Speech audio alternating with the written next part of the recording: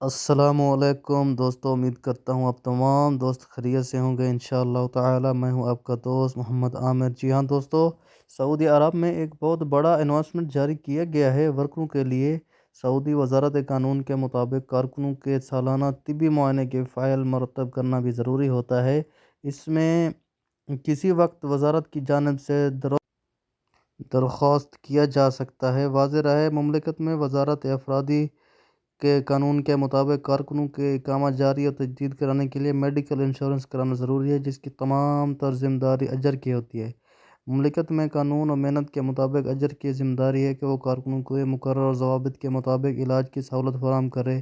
وزارت افرادی قوت و سماجی محدود آبادی کے ایکس اکاؤنٹ پر اسی حوالے سے کہا گیا ہے کہ قانون 144 کے مطابق طبی سہولت اور وقت پر علاج کی فراہمی اجر کی ذمہ داری ہوتی ہے۔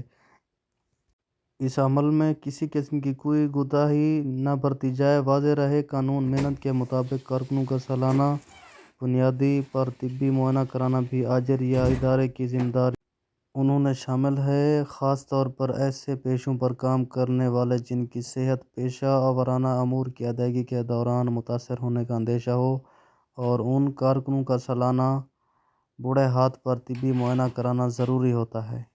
السلام علیکم دوستو، اگر امید کرتا ہوں ویڈیو اچھی لگی ہو تو چینل کو سبسکرائب کر دیں اور ویڈیو کو لائک کر دیں۔ تب تک ملتے ہیں نئی ویڈیو میں۔ اللہ حافظ۔